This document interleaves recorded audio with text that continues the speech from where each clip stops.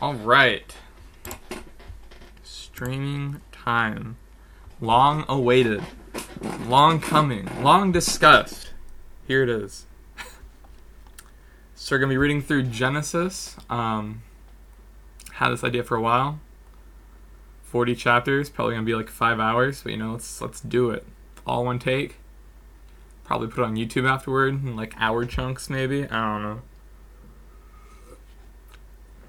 Procrastinated starting this for like 3 hours, so I'm not going to get done till the evening. But I'm ready. Okay. I'm using CSB, Christian Standard Bible, because I feel like it's probably the best match between comprehensibility and accuracy. And I like it a lot. And I have a stack of paper and a drawer with pens that I will be using to summarize along the way. Because, it's the Bible, and get confusing. You gotta stop and understand what you're talking about. Alright, so here we go. Genesis chapter 1. The creation. In the beginning, God created the heavens and the earth. Now the earth was formless and empty. Darkness covered the surface of the watery depths, and the Spirit of God was hovering over the surface of the waters. Then God said, "Let there be light." And there was light. God saw the light was good, and God separated the light from the darkness. God called the light day, and the darkness he called night. There is an evening and a morning, one day. Alright. Gotta understand this. Day 1.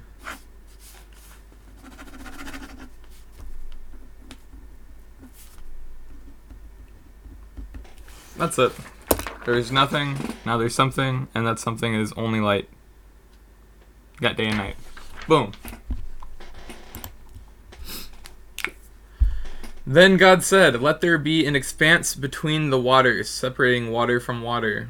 So God made the expanse and separated the water under the expanse from the water above the expanse, and it was so. God called the expanse sky. Evening came, then morning, the second day. Wow.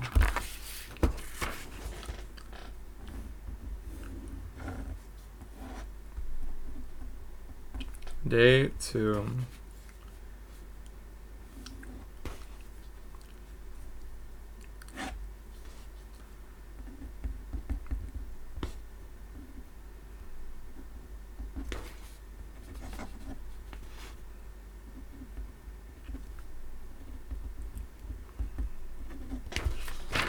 Day 2. We have water and sky, and we have day and night. And that's literally it. Then God said, "Let the water under the sky be gathered into one place, and let the dry land appear." And it was so. God called the dry land earth, and gathered all the water he called the seas. God saw that was good. Then God said, "Let the earth produce vegetation, seed-bearing plants, and fruit trees on the earth, bearing fruit with seeds in it according to their kinds." And it was so. So the earth produced vegetation, seed-bearing plants according to their kinds, and tree-bearing fruit with seed in it according to its kinds. And God saw that it was good. Evening came, then morning, the third day. So day 3. This one gets to be bigger. So basically we have a vegan earth now.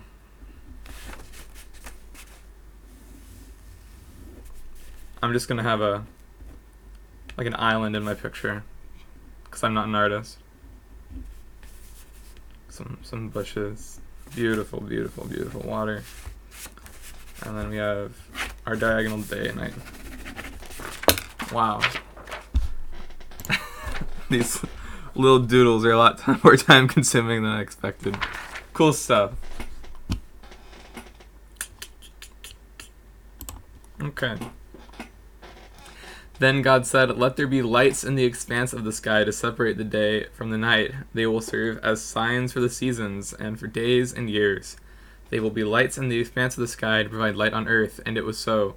God made 2 great lights, the greater light to rule over the day and the lesser light to rule over the night, as well as the stars. God placed them in the expanse of the sky to provide light on earth, to rule the day and the night, and to separate light from darkness. And God saw that was good. Evening came, then morning, the 4th day. Alright, so after I draw this one, I'm going to want to talk about this for a bit, because this has probably my favorite part of the first chapter of Genesis. Day 4. got earth, land, and grass and stuff, and water. And then we got the sun, it's the greater light. The moon, which is the lesser light. Wow, that's quite a moon. We have stars everywhere. Day 4. We now have a planet, some other planets, some stars, most prominently for us, the sun and the moon. Light for the day, light for the night. So what's crazy about this to me is, so God is just commanding all this with his thought, with his will, right? It says there will be 2 lights in the expanse of the sky for light on earth. This is so earthly focused, right? And then half a sentence, as well as the stars. Like, it's five words that he uses to define the rest of space, the rest of the universe. And people say, why do we only have life on Earth that we know of? I mean, that's where God put all of his focus. Everything's done on Earth. Nothing else is... Very little attention is put anywhere else. And yet with those 5 words, we have what looks like an infinite space above us. It's pretty intense. Then God said, let the waters swarm with living creatures. Let birds fly above the earth across the expanse of the sky. So God created large sea creatures, every living creature that moves and swarms in the water, according to their kinds. He also created every winged creature according to its kinds. And God saw it was good. God blessed them. Be fruitful and multiply, and fill the waters of the seas, and let the birds multiply on the earth. Evening came, then morning, the 5th day. So day 5 is the second biggest day, in my opinion, because we got animals. So here's our water with some fish. And we got some birds in the sky. So this is the first, like, animal life. Yeah, we have fish and birds, basically. Well, not just fish, right? It's just, yeah, anything that lives in the water. Whales, dolphins, stuff like that. And this is the big one. Then God said, let the earth produce living creatures according to their kinds, livestock, creatures that crawl, and the wildlife of the earth according to their kinds. And it was so. So God made the wildlife of the earth according to their kinds, the livestock according to their kinds, and all the creatures that crawl on the ground according to their kinds. And God saw that it was good. Then God said, let us make man in our image, according to our likeness. So they will rule of the fish of the sea, the birds of the sky, the livestock, the whole earth, and the creatures that God saw on earth. So God created man in his own image. He created him in the image of God, and he created them male and female. God blessed them, and God said to them, be fruitful and multiply, fill the earth and subdue it. Rule the fish of the sea, the birds of the sky, and every creature that crawls on earth. God also said, look, I have given you every seed-bearing plant on the surface of the entire earth, and every tree whose fruit contains seed. This will be food for you. For all the wildlife of the earth, for every bird of the sky, and for every creature that crawls on the earth, everything having breath of life in it, I have given every green plant for food. And it was so. God saw all he had made, and it was very good indeed. Everything came, and then morning, the 6th day. So this is one that gets expanded on later in Genesis with Adam and Eve. We got day 6 is everything else. So we got like some animals. Does this mean ambiguous four-legged aminal? Wow.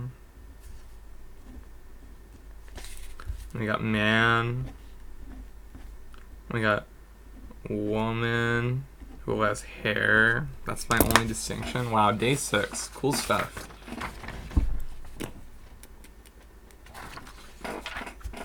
I've never seen a better picture. Just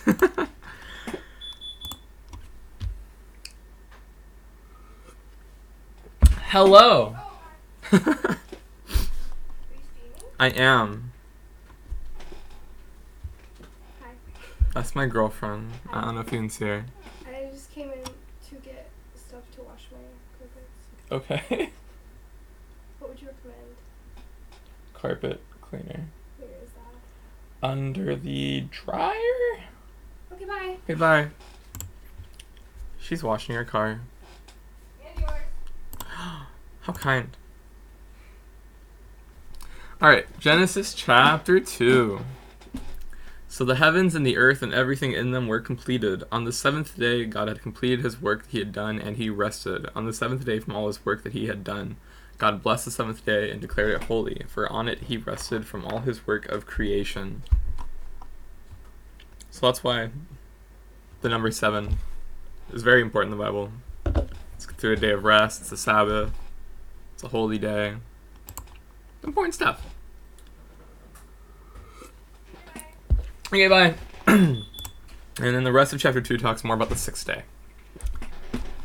These are the man and woman in the garden. Wow. These are the records of the heavens and the earth concerning their creation. At the time that the Lord God had made the earth and the heavens, no shrub of the field had yet grown on the land, and no plant of the field had yet sprouted, for the Lord God had not made it rain on the land.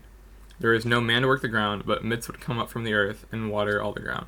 Then the Lord God formed the man out of the dust from the ground, and breathed life into his nostrils, and the man became a living being. So we know that there were plants, but they had not started sprouting yet. They hadn't started growing, like they haven't breeding. And we know that there was man, but we didn't know how man was made. So God scooped up some dirt, put in some God glitter, and goes, and then there's a man. Wow, cool stuff. The Lord God planted a garden in Eden in the east, and there he placed the man he had formed. The Lord God caused to grow out of the ground every tree pleasing in appearance and good for food, including the tree of life in the middle of the garden, as well as the tree of knowledge of good and evil. This is also important. So while the earth was created and whole, the Garden of Eden was like the epicenter that had the best plants, the best animals, the most beauty, probably the best weather, if I would guess. But in the center, there's this really bad tree of knowledge of good and evil. Don't touch that tree. A river went out from Eden to water the garden. From there, it divided and became the source of 4 rivers. The name of the first... Alright, here's the thing. I've read the Bible all the way through in my head. So I'm going to get a lot of these pronunciations wrong. So bear with me. The name of the first is Pishon, which flows through the entire land of Havilah, where there is gold. So Pishon has gold. Wow. Gold from that land is pure. Bdellium and onyx is also there. The name of the second river is Gihon, which flows through the entire land of Cush. The name of the third river is Tigris, which runs east of Assyria. And the fourth river is the Euphrates. I know that one. The Lord God took the man and placed him in the Garden of Eden to work it and watch over it. And the Lord God commanded the man, "You are free to eat from any tree of the garden, but you must not eat from the tree of the knowledge of good and evil, for on the day you eat from it, you will certainly die." So there's some context here. We know that more than just creation happened in the 6th day, because previously it said that the 6th day had both Adam and Eve. But right now it's just Adam, and God's instructing Adam. So while God's creation could have taken as long or as little as he wanted, this development was over the course of one day. I don't remember where I left off. Alright, and the Lord commanded the man, "You are free to eat from any tree of the garden, you must not eat from the tree of knowledge of good and evil. They eat from it, you'll certainly die." Then the Lord God said, "It is not good for the man to be alone. I will make a helper corresponding to him." The Lord God formed out of the ground every wild animal and every bird of the sky, and brought each to the man to see what he would call it. So this also gives some context to the 6th day in the order. It was man, then animals, then Eve. And whatever the man called a living creature, that was its name. The man gave names to all the livestock, to the birds of the sky, and to every wild animal. But for the man, no helper was found corresponding to him. So the Lord God caused a deep sleep to overcome the man, and he slept. God took one of his ribs and closed the flesh of that place. Then the Lord God made the rib he had taken from the man into a woman, and brought her to the man. And the man said, "This one at last is bone of my bone and flesh of my flesh. This one will be called woman, for she was taken from man." This is why a man leaves his father and mother and bonds with his wife, and they become one flesh. Both the man and his wife were naked, yet felt no shame. So yeah, Eve was not created from dust. Instead, she was created as a derivative from Adam. I don't know what that means significance-wise. That's just what happened. according to the book of Genesis. All right, Genesis chapter 3. We're trucking along. It's like, what, 40 chapters? Oh my gosh, it's 50 chapters. All right. The temptation and the fall. Now the serpent was the most cunning of all the wild animals that the Lord God had made. He said to the woman, "Did God really say you can't eat from any tree in the garden?" The woman said to the serpent, "We may eat the fruit from the trees of the garden, but about the fruit of the tree in the middle of the garden, God said, you must not eat it or touch it, or you will die." So, as we know now, the serpent was embodied by Satan. Why was Satan allowed in the garden? I don't know. Why was Satan allowed to exist? I don't know. I think it explains later in the Bible. I'm not entirely sure I remember. But, we'll keep going. "No, you will not die," the serpent said to the woman. "In fact, God knows that when you eat it, your eyes will be opened and you will be like God, knowing good and evil." The woman saw that the tree was good for food and delight to look at, and it was desirable for obtaining wisdom. So she took some of its fruit and ate it. She also gave some to her husband, who was with her, and he ate it. Then the eyes of both of them were opened, and they knew they were naked. So they sewed fig leaves together, and they made coverings for themselves. A lot to unpack here. So, Satan deceives her pretty blatantly. She eats the fruit, and she gives it to Adam. Oh, first of all, this is a fruit, an ambiguous fruit. It's not an apple. Stop calling it an apple. It's not an apple. Anyways, she gives it to Adam, and it says very, very quickly after she gives it to Adam, and a lot of people make it sound like Adam was tricked. I don't think he was tricked. I think he knew what he was doing. I think he knew it was wrong. But I've heard this compared a lot to the tendencies of sin currently between the sexes.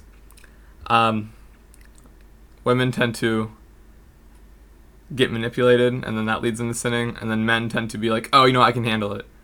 So that's, I feel like a lot of times, and this has been observed often, female sin originates from a deception of perception, and male sin comes from, oh, I can handle it. I'll fix it later, and you brush it off. Or at least I know that part's true, because I'm a man. I don't know about the other one. Speculation. It's what I've heard from female speakers. But, cool stuff. And they didn't want to be naked anymore. They knew they did not realize they were naked before. And now they did, and they thought it was bad, which sort of made it pretty obvious what was going on. Sin's consequences. Then the man and his wife heard the sound of the Lord God walking in the garden at the time of the evening breeze, and they hid from the Lord God among the trees of the garden. So the Lord God called out to the man and said to him, "Where are you?" And he said, "I heard you in the garden. I was afraid because I was naked, so I hid." Then he asked, "Who told you that you were naked? Did you eat from the tree that I commanded you not to eat from?" So God is omniscient, right? He knows what happened. He's testing him. He wants to see if he's going to be honest. Let's see if he's honest. The man replied, "The woman you gave to be with me, she gave me some fruit from the tree and I ate." So he blames the woman. That's not right. So the Lord God asked the woman, "What is this you have done?" And the woman said, "The serpent deceived me, and I ate." So she blamed it on the serpent, which again, she had the choice. Both of them had the choice, and they both made their own choice. So the Lord God said to the serpent, "Because you have done this, you are cursed more than any livestock, more than any wild animal. You will move on your belly and eat dust all the days of your life. I'll put hostility between you and the woman, and between your offspring and her offspring. He will strike your head, and you will strike his heel." So, a lot of people say that this means that snakes originally had legs. I don't know, it sounds kind of cool. He said to the woman, "I will intensify your labor pains. You will bear children with painful effort. Your desire will be for your husband, and yet he will rule over you." And he said to the man, "Because you listened to your wife and ate from the tree about which I commanded you, do not eat from it. The ground is cursed because of you. You will eat from it by means of painful labor all the days of your life. It will produce thorns and thistles for you, and you will eat the plant of the field. You will eat bread by the sweat of your brow until you return to the ground, since you were taken from it, for you are dust, and you will return to dust." Alright, so what do you have here? We have labor pains as a punishment for sin. We have difficult harvest as a punishment for sin, and we have death. Death was not, as it seems, an original plan. They're just going to live forever. These are pretty major punishments, and I think probably the biggest issue here, though, is this is the first sin. Sin is hereditary by nature, And by doing this, being the only humans alive, that's why we all sin, is because they have sinned. So yeah, that's that. The man named his wife Eve because she was the mother of all the living. The Lord God made clothing from skins for the man and his wife, and he clothed them. So I like that part a lot. God knows they shouldn't feel bad for being naked, but he knows that they do. So he clothes them, you know? The Lord God said, "Since the man has become like one of us, knowing good and evil, he must not reach out, take from the tree of life, eat and live forever." So the Lord God sent him away from the Garden of Eden to work the ground from which he was taken. He drove the man out and stationed the cherubim and the flaming, whirling sword east of the Garden of Eden to guard the way of the tree of life. Should they get kicked out of paradise? To this world of struggles. And it's not good. But again, as pointed out through the clothing, God still cares about them. He wasn't like trying to kick them out. You know, well, he did kick them out, but like he wasn't just like, go die now, you know? He still had love for them. And now we go on to their kids. So we have... Let's make a little family tree.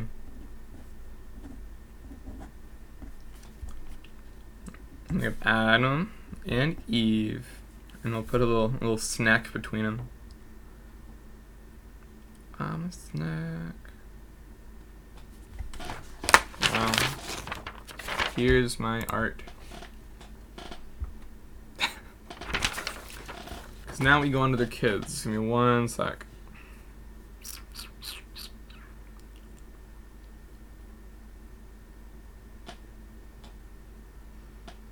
I'm gonna pull up the stream on my phone so I can see where we're at. Beautiful, beautiful.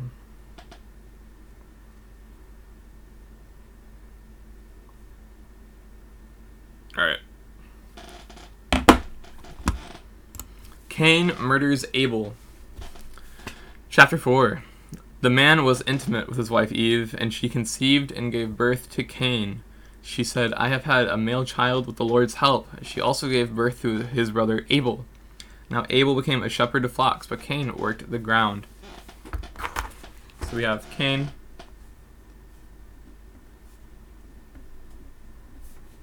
And Abel. C and A. So Cain worked flocks.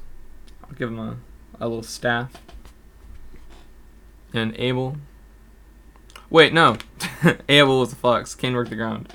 So he gets a hoe. And then Abel gets the staff. I hope you enjoyed my art. Adam and Eve, Cain and Abel. Wow, beautiful.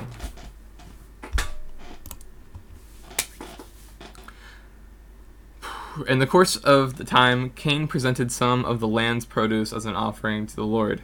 And Abel also presented an offering, some of the firstborn of his flock and their fat portions. The Lord had regard for Abel and his offering, but he did not have regard for Cain and his offering.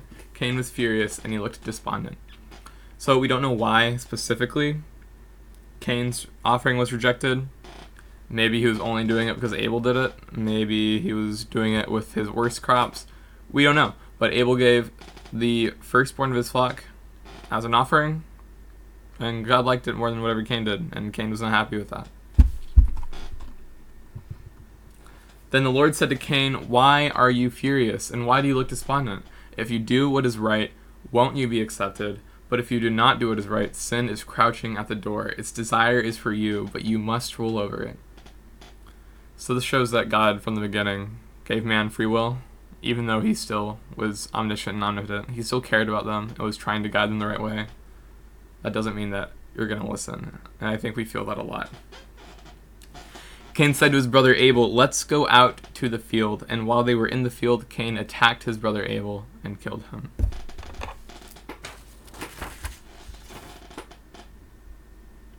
How sad.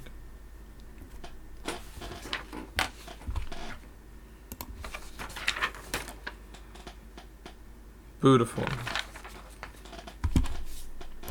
Then the Lord said to Cain, "Where is your brother Abel?" This is the same thing that God did with Adam. He notes what happened. He just wants to know if he'll be honest. And like his father, not exactly. "I don't know," he replied. "Am I my brother's guardian?" Probably my favorite quote One of the versions of a lot of the versions of the Bible say, "Am I my brother's keeper?" And I like using that line a lot. I don't know. I think it's funny. Anyways, then he said, "What have you done? Your brother's blood cries out to me from the ground. So now you are cursed, alienated from the ground that opened its mouth to receive your brother's blood that you have shed. If you work the ground, it will never again give you its yield. You will be a restless wanderer on the earth." But Cain answered the Lord, "My punishment is too great to bear. Since you are banishing me today from the face of the earth, I must hide from your presence and become a restless wanderer of the earth. Whoever finds me will kill me." Then the Lord replied to him, "In that case, whoever kills Cain will suffer vengeance 7 times over." And he placed a mark on Cain, so whoever found him would not kill him. Then Cain went out from the Lord's presence and lived in the land of Nod, east of Eden.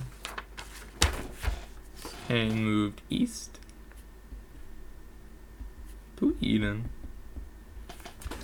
So it's this repeated theme of God giving an order, people disobeying the order, people suffering, and then God still loving. Cain didn't like his punishment, but he didn't like what he did either. He thought he deserved death, and he thought he was going to receive death, but God protected him anyways, even though Cain killed his own brother. The line of Cain. Cain was intimate with his wife, and she conceived and gave birth to Enoch. Then Cain became the builder of a city, and he named the city Enoch after his son. This is from Cain. We have Enoch. He lived in Enoch, right? Yeah. Enoch who lived in Enoch. And then he had a son, Irad. I'm not going to draw this. There's a lot. Alright. Irad was born to Enoch. Irad fathered Mehujael. Mehujael fathered Methushael. And Methushael fathered Lamech. And Lamech took 2 wives for himself, one named Ada and the other named Zillah. Ada bore Jubal, and he was the father of the nomadic herdsmen. His brother was named Jubal, and he was the father of all who play the lyre and the flute. Zillah bore Tubal-Cain, who made all kinds of bronze and iron tools. Tubal-Cain's sister was Naamah. Yeah, so this is pretty significant in that it's showing how quickly the world's repopulated. These aren't all the kids these people had. They all had multiple kids. This is only a handful of generations, each of which had a family, and already by the end of this, they're making bronze and iron. This is very fast development. Lamech said to his wives, Ada and Zillah, hear my voice. Wives of Lamech, pay attention to my words, for I killed a man for wounding me, a young man for striking me. If Cain is to be avenged 7 times over, then for Lamech it will be 77 times over. So, he's saying, Cain killed his brother just because he was upset. This guy, he killed someone for attacking him. So he's saying, oh, I better not be killed, because I killed someone justly. I don't know, that's all. Adam was intimate with his wife again, and she gave birth to his son and named him Seth, for she said, God has given me another child in place of Abel, since Cain killed him. A son was born to Seth, and he named him Enosh. At that time, people began to call on the name of the Lord. So, I don't know, I assume that this is chronological, but I mean, we don't really know. Assuming that it is, though. I mean, that's... we can gather 2 things. We can gather that people had kids a lot, and we can gather that people lived really long. So this is chronological. That means that Adam was alive from the beginning of the earth to the development of iron and bronze. That's a lot. And he was still having kids. I don't know. Something to think about. Alright, Genesis chapter 5. The line of Seth, who we know gave birth to Enosh. This is the document containing the family records of Adam. On the day that God created man, he made him in the likeness of God, and he created them male and female. When they were created, he blessed them and called them mankind. Adam was 130 years old when he fathered a son in his likeness. According to his image, he named him Seth. Adam lived 800 years after he fathered Seth, and he fathered other sons and daughters. So again, they lived very long, and they had lots of kids. And again, if this was chronological in the last chapter, then all of the development of iron and bronze happened in 130 years. This is very quick. And they lived long because this is the beginning of mankind. There was no illness. Nothing really could kill them in terms of sickness. So Adam's life lasted 930 years, and then he died. Seth was 105 years old when he fathered Enosh. Seth lived 807 years after he fathered Enosh, and he fathered other sons and daughters. So Seth's life lasted 912 years, and then he died. So we have Adam, Seth, Enosh. This is a clean line. This is separate from Cain. Enosh was 90 years old when he fathered Kenan. Enosh lived 815 years after he fathered Kenan, and he fathered other sons and daughters. Enosh's life lasted 905 years, and he died. Kenan was 70 years old when he fathered Mahalalel. Kenan lived 840 years after he fathered Mahalalel, and he fathered other sons and daughters. So Kenan's life lasted 910 years, and then he died. Mahalalel was 65 years old when he fathered Jared. Mahalalel lived 830 years after he fathered Jared, and he fathered other sons and daughters. So Mahalalel's life lasted 895 years, then he died. Jared was 162 years old when he fathered Enoch. Another Enoch. Jared lived 800 years after he fathered Enoch, and he fathered other sons and daughters. So Jared's life lasted 962 years, and then he died. Parts like this. It's where a lot of people say that the Bible is impossible to follow and it's boring. It's not easy to understand. It is just a timeline. It's showing how much people progressed, how many kids were born, how fast the world populated. Enoch was 65 years old when he fathered Methuselah. After he fathered Methuselah, Enoch walked with God. Alright, so this guy, Enoch, we don't know what he did. We don't know anything about his life. We know he was holy enough to be spared from death. Whatever he did made God very happy, because rather than having him die, God just scooped him up. Enoch was a cool guy. Alright, so Enoch walked with God 300 years and fathered other sons and daughters. Enoch's life lasted 365 years. Enoch walked with God, and he was not there because God took him. Methuselah was 187 years old when he fathered Lamech. Methuselah lived 782 years after he fathered Lamech, and he fathered other sons and daughters. So Methuselah's life lasted 969 years. Then he died. Lamech was 182 years old when he fathered a son, and he named him Noah, saying, "This one will bring us relief from the agonizing labor of our hands, caused by the ground the Lord has cursed."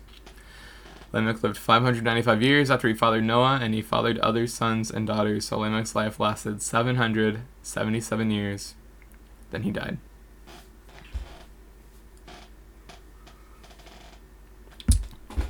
This copy is very important, but not as important as Noah. So in this time, Noah came from several generations after Adam. I think it's somewhere between 10 and 15. I'm not going to recount it, but I've counted it before. And the earth is very populated at this point. Metalwork is commonplace. There's cities, towns. I mean, there's cities in the third generation, Cain. I mean, there's a lot has happened. Noah was 500 years old, and he fathered Shem, Ham, and Japheth. We gotta have another timeline here.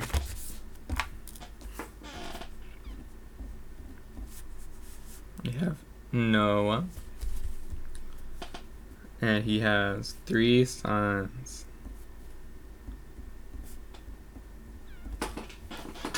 Sons of God and daughters of mankind. Genesis 6. When mankind began to multiply on the earth and daughters were born to them, the sons of God saw that the daughters of mankind were beautiful, and they took any they chose as wives for themselves. And the Lord said, "My spirit will not remain with mankind forever, because they are corrupt. There will be 120 years. The Nephilim were on earth, both in those days and afterward. When the sons of God came to the daughters of mankind, who bore children to them, they were the powerful men of old, the famous men." What do you make of this? I don't know. This part's confusing to me. I've read it several times. I've read a bunch of stuff on it. I don't know. Some holy beings made some human hybrid babies that became celebrities. Whatever. I don't know. It's not important in the grand scheme of things. That's just there. This is a history recording. Judgment decreed. When the Lord saw that human wickedness was widespread on the earth, and that every inclination of human mind was nothing but evil at the time, The Lord regretted that he made man on earth, and he was deeply grieved. And the Lord said, I will wipe mankind, whom I created, off the face of the earth, together with the animals, creatures that crawl, and the birds of the sky, for I regret that I made them. Noah, however, found favor with the Lord. This part, I've been asked a lot. If God in the New Testament is the same God of the Old Testament, or if the God of the Old Testament is still the God now, why did he kill everyone then, and why doesn't he kill everyone now? So, Jesus is the reincarnate of God, right? Yeah, duh. That's what he is. And he provides salvation through dying. He was the ultimate sacrifice. But the thing is, we still have this rule here, right? We can't go into heaven unless we give our lives to God. We have to ask for salvation and forgiveness. This is only a handful of generations after Noah, but no one wanted forgiveness. Everyone was evil. So it's not that the rules have changed, it's that no one was following the rules. There was no one there who said, I want to be redeemed, except for Noah, who was trying his best, and he probably got a lot of hate for it. Because again, he was the only one. He was the only one, and that's pretty crazy. Well, him and his kids. God warns Noah. These are the family records of Noah. Noah was a righteous man, blameless among his contemporaries. Noah walked with God, and Noah fathered 3 sons, Shem, Ham, and Japheth. Now the earth was corrupt in God's sight, and the earth was filled with wickedness. God saw how corrupt the earth was, for every creature had corrupted its way on the earth. Then God said to Noah, I have decided to put an end to every creature, for the earth is filled with wickedness because of them. Therefore, I am going to destroy them along with the earth. Make yourself an ark of gopher wood. Make rooms in the ark and cover it with pitch inside and outside. This is how you are to make it. The ark will be 450 feet long, 75 feet wide, and 45 feet high. You are to make a roof. Finish the sides of the ark within 18 inches of the roof. You are to put a door on the side of the ark. Make it with a lower, middle, and upper decks. Understand that I am bringing a flood waters on the earth to destroy every creature under heaven with the breath of life in it. Everything on earth will perish, but I will establish my covenant with you. You will enter the ark with your sons, your wife, your sons' wives. You are also to bring into the ark 2 of all living creatures, male and female, to keep them alive with you. 2 of everything, from birds according to their kinds, from livestock according to their kinds, and from the animals that crawl on the ground according to their kinds, will come to you so that you can keep them alive. Take with you every kind of food that's eaten, gather it as food for you and for them. And Noah did this. He did everything that God commanded him. He said, hey, build a boat, make it like this, I'm going to flood the world.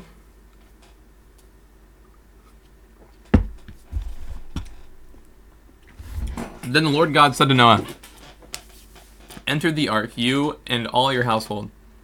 For I have seen that you alone are righteous before me in this generation. You are to take with you 7 pairs, a male and its female, of all the clean animals, and 2 of the animals are not clean, a male and its female, and 7 pairs, male and female, of the birds of the sky, in order to keep offspring alive throughout the earth.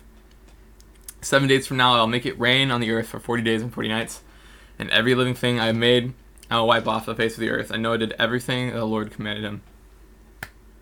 So anything that you don't eat, get 2 of. Anything you eat, get a lot of. You're going to be on a boat for a while, you know? Makes sense. Noah's contemporaries must have thought he was insane, right? Him and his family were the only righteous people left on earth, the only people that followed God, maybe even the only people that believed in God. And he was making this giant boat on land, filling it with animals. I would think he's crazy too. I mean, you probably would. That makes sense. Life probably wasn't easy for this guy. Noah was 600 years old when the flood came and water covered the earth. So Noah, his sons, and his wife, and his sons' wives entered the ark because of the flood waters. From the clean animals, unclean animals, birds, and every creature that crawls on the ground, 2 of each, male and female, came to Noah and entered the ark, just as God had commanded him. 7 days later, the flood waters came on the earth. Unfortunately, as we all know, the unicorns missed the boat. They slept in. And that's just what happens. Here's my art. This is Noah, his 3 sons, in the water. Fun stuff. The flood. In the 600 years of Noah's life, in the second month, on the 17th day of the month, on that day, all the sources of the vast watery depths burst open, the floodgates of the sky were opened, and the rain fell on the earth 40 days and 40 nights. On that same day, Noah and his 3 sons, Shem, Ham, and Japheth, entered the ark, along with Noah's wife and his 3 sons' wives. They entered it with all the wildlife according to their kinds, all livestock according to their kinds, all the creatures that crawl on the earth according to their kinds, every flying creature, all the birds, and every winged creature according to their kinds. Now, this isn't probably how it happened, but it says that they entered the ark with the animals, so I like to imagine everything just rushing in at once, just out of nowhere. I don't know. It makes me happy. That's what I think about. This is what keeps me up at night. 2 of every creature that has the breath of life in it came to Noah and entered the ark. Those that entered, male and female of every creature, entered just as God had commanded him. Then the Lord shut him in. The flood continued for 40 days on the earth. The water increased and lifted the ark so that it rose above the earth. 40 is another significant number in the Bible. It recurs a lot. It recurs with the Exodus that happens later out of Egypt. It occurs with, I think, Jesus' time in the wilderness as well. It's like 7. It's a holy number. The water surged and increased greatly on the earth, and the ark floated on the surface of the water. Then the water surged even higher on the earth, and all the mountains under the whole sky were covered. The mountains were covered as the water surged above them more than 20 feet. Every creature perished, those that crawl on the earth, birds, livestock, wildlife, and those that swarm on the earth, as well as all mankind. Everything with the breath of the spirit of life in its nostrils, everything on the dry land died. He wiped out every living thing that was on the face of the earth, from mankind to livestock, to creatures that crawl, the birds of the sky. And they are wiped off the earth. Only Noah was left, and those that were with him in the ark. And the water surged on the earth for 150 days. Fish were okay. Fish probably loved it. They just got so much real estate. It's free real estate, you know? Genesis 8. The flood recedes. God remembered Noah, as well as the wildlife and all the livestock that were with him in the ark. God caused a wind to pass over the earth, and the water began to subside. The sources of the watery depths and the floodgates of the sky were closed, and the rain from the sky stopped. The water steadily receded from the earth, and by the end of 150 days, the water had decreased significantly. The ark came to rest in the 7th month of the 17th day of the month on the mountains of Ararat. Hi. Hi. You left this in your car and you probably shouldn't have. What is this? It's a notice of sale for your car. Amazing. Thank you. You're welcome. Alright, cool. The water continued to recede until the 10th month. In the 10th month, on the first day of the month, the tops of the mountains were visible. After 40 days, Noah opened the window of the ark that he had made, and he sent out a raven. It went back and forth until the water had dried up from the earth. Then he sent out a dove to see whether the water on the earth's surface had gone down, but the dove found no resting place for its foot. It returned him the ark because the water covered the surface of the whole earth. He reached out and brought it into the ark to himself.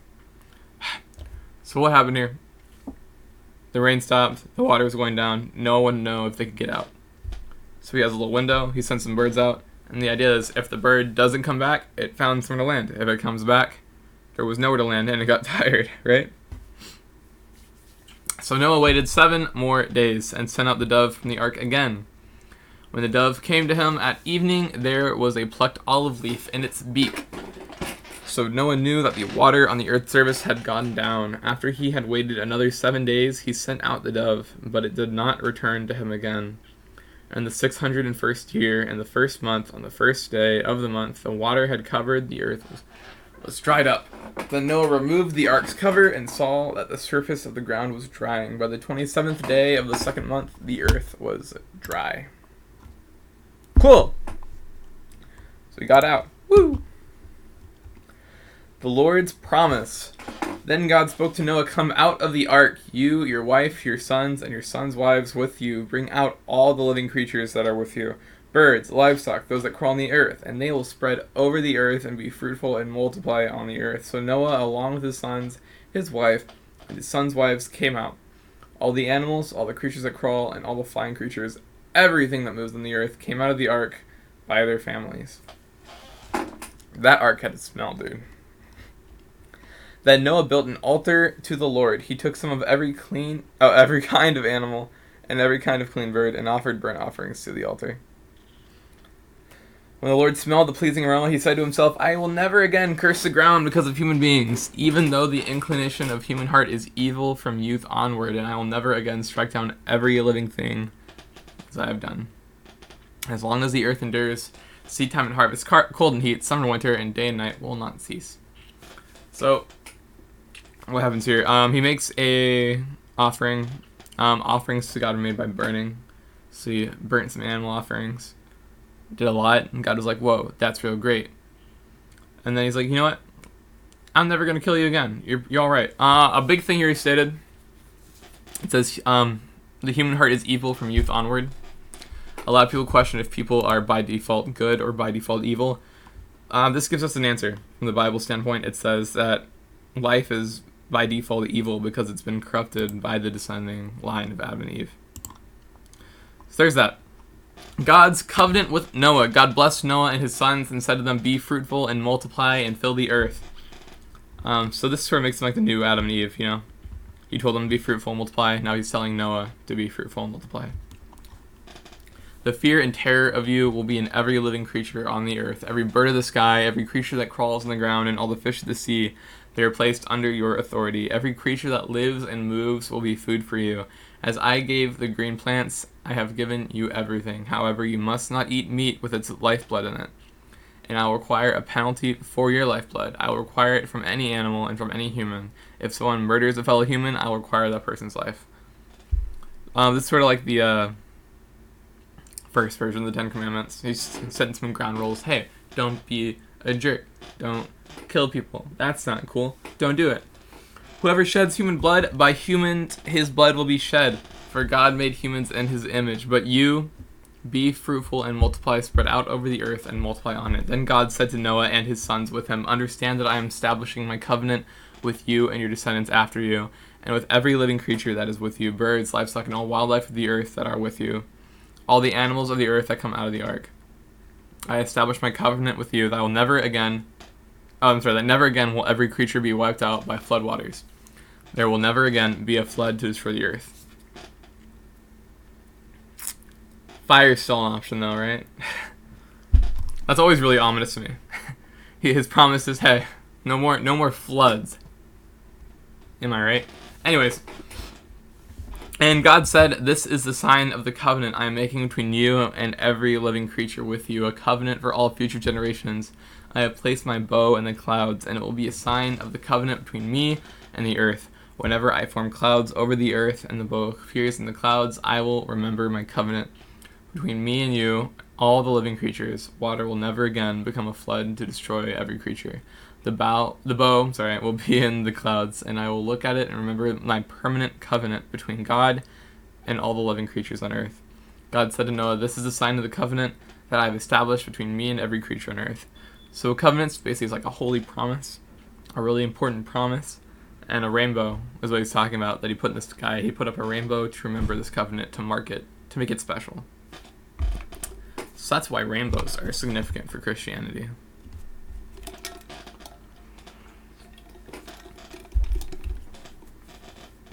1 second. Alright. Prophecies about Noah's family. Noah's sons who came out of the ark were Shem, Ham, and Japheth. Ham was the father of Canaan. These three were Noah's sons, and from them the whole earth was populated.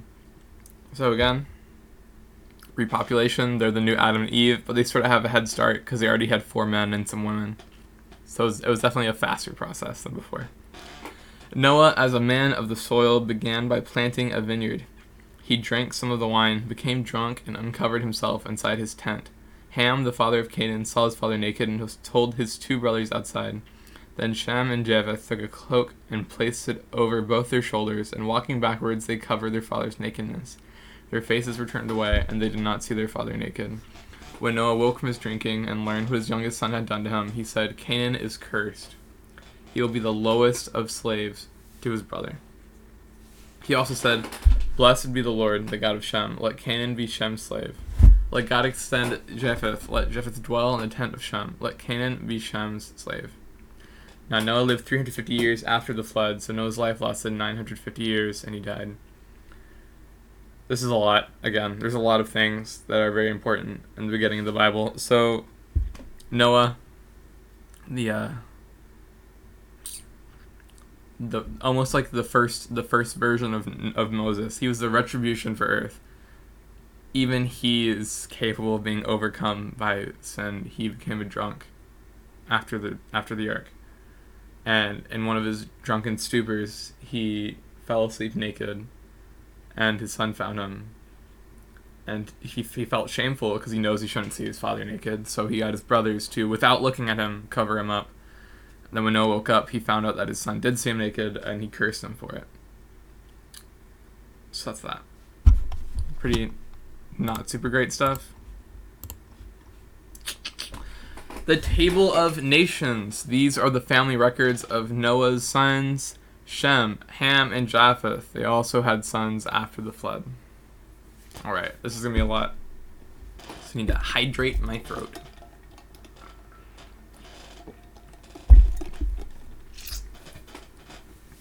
Japheth's sons, Gomer, Magog, Madai, Javan, Tubal, Meshech, and Tyrus. Gomer's sons, Ashkenaz, Riphath, and Togarmah. Javan's sons, Elisha, Tarshish, Kittim, and Dodanim. From these descendants, the peoples of the coasts and islands spread out into their lands according to their clans and their nations, each with its own language. So, his kids spread out. His kids have kids. His kids make cities. His kids make languages.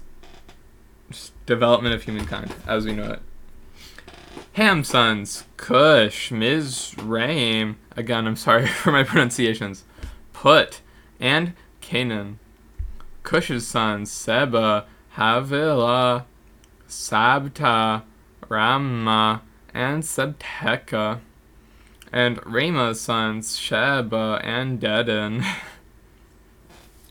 Cush fathered Nimrod, who began to be powerful in the land. He was a powerful hunter in the sight of the Lord. That is why it is said, like Nimrod, a powerful hunter in the sight of the Lord. So Nimrod is an insult now. It used to be a compliment. People started using it ironically.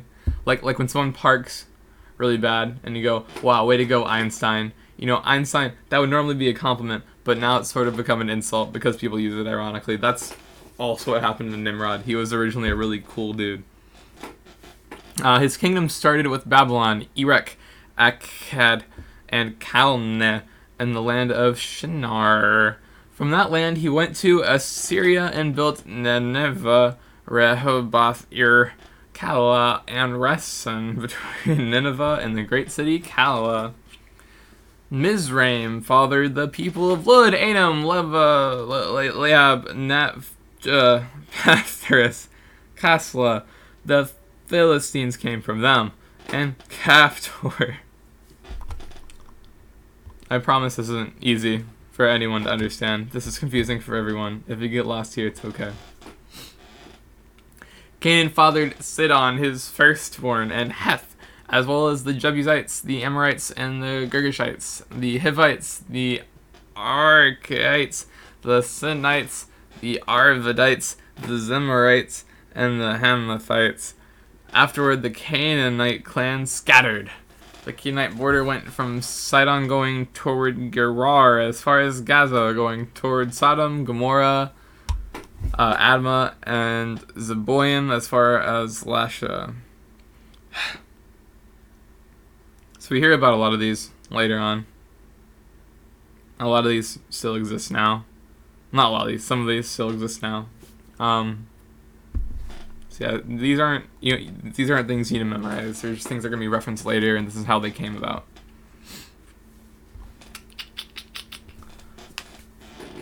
These are Ham's sons by their clans, according to their languages and their lands and their nations, and Shem, Japheth's older brother also had sons. Shem was the father of all the sons of Eber. Shem's sons were Elam, Ashur, Arpachshad, Lud, and Aram.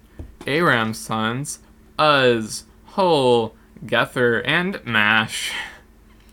Arpachshad fathered Shelah, and Shelah fathered Eber. Eber had 2 sons. One was named Peleg, for during his days the earth was divided. His brother was named Joktan, and Joktan fathered Almodad, Sheleph, Hazarmaveth, Jerah, Hadoram, Uzal, Dikla, Obal, Abimael, Sheba, Ophir, Havilah, and Jobab. All these were Joktan's sons. These settlements extended from Mesha to Safar to the eastern hill country. These are Shem's sons by their clans, according to their languages, and their lands, and their nations. These are the clans of Noah's sons, according to their family records, and their nations. The nations on earth spread out from these after the flood. Wow. That was a lot. Alright, we are done with chapter 10.